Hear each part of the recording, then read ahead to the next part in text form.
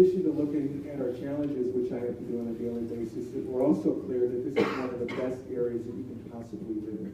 When you look around, you see not only wonderful people who are the backbone of our community, but we have a great deal of diversity other than economics within this ward. We need to point out, as the market value analysis is done, that we have a lot of strength areas that we can build upon in this neighborhood. We have these intact buildings, some of which are beginning to languish around the edges, but that we need to keep and preserve. I've tried to do some efforts to try to preserve those buildings so that they would be in a position for redevelopment. But we need to be out there, and the neighbors and the neighborhoods are some of the best people to do that, to make sure that everyone knows that this is a great place for them to come. Nobody wants to come to a place where folks are constantly complaining, saying, woe is me, everything is terrible, this is a lousy place. It isn't. It's a wonderful place, and we need to make sure that people know that. So for our residents, we need to first fix our crime issue. I received a really heartwarming message from a neighbor after I announced my candidacy here, who reached out and said, I've lived here for 10 years. My own family won't come and visit me because I live in a pocket in our ward of very, very high crime. I'm afraid to sit out on my front porch at night. I'm afraid to walk down the street after dusk. This is a serious problem that we have in many parts of our ward. Many of us are good neighbors. We look out for each other and we take care of one another. But there are very many pockets of extreme high crime throughout our ward. So I think tackling that is going to be an important piece. But also just facilitating and working with new residents, creating and helping to make exciting and dynamic things come to our ward instead of being restrictive about them. Things like Indie Hop, Cinco de Mayo, festivals that make people excited to live in the city, and specifically down here in the 20th ward.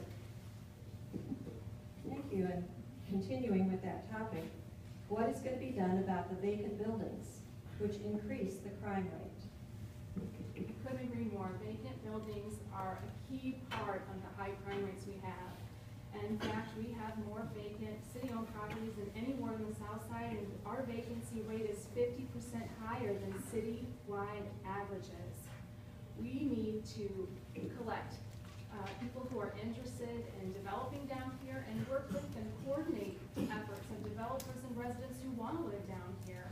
We need to take it block by block, and we need to be very careful about how we do it, but we need to be open and have creative ideas, including our immigrant populations and people that are not being supported currently. And so our vacant properties are a vital part of fixing our crime rates and fixing our economy and helping, we spend so much money just mowing the lawns, and we could be spending that money securing the buildings, putting roofs on them, making sure they don't fall down. So vacant buildings are opportunities. If you want to develop in Wildwood or in Chesterfield, you look for vacant ground. If you're going to look for opportunities in this neighborhood, just as people did like 40 years ago in Lafayette Square or in Soulard, we're going to look at those vacant buildings. We could make a decision that we're just going to wholesale do this urban renewal like a lot of places in town, Mill Creek and so forth, and threw people out and knocked all these buildings down, but that's not the effort that we're engaged in here. One of the creative things that I did is took 33 buildings out of potential LRA inventory, and we had them available for block grants so that they could be redeveloped by developers. And we continue to work with folks who are going to do things that are good with these vacant buildings. We want to make sure that they have the capability of doing it. Okay, one more question about housing, and then we'll move on to a different topic. And Mr. Schmidt, you take this one first. What, if anything, can you do about the slumlords? So what many of our slumlords we deal with in our nuisance property efforts. So I've never met an owner of property who considers himself or herself a slumlord. However, there are many of them, as we well know, and everybody has the right to own property. But maybe they don't manage it very well, maybe they don't screen their tenants. So the best way to try to deal with that is to make sure that we are dealing with it from the nuisance property angle. That requires all of the neighbors to try to get involved to make sure that they are turning these properties into the police department, to the neighborhood stabilization officer, and to me, We then can ratchet those things up in terms of sending letters from the public safety director to the owners. We can go as far as going to an administrative hearing, closing down the property. They still have to pay the taxes, and they're supposed to keep it maintained as well, but they could be closed for up to a year. So that's one of the major things that we do. We also try to work with landlords to get them the help that they need to manage their properties better. Problem properties and problem landlords are a big problem down here. One of the things that we've been working with Green Neighborhood Association is utilizing every tool in the tool belt.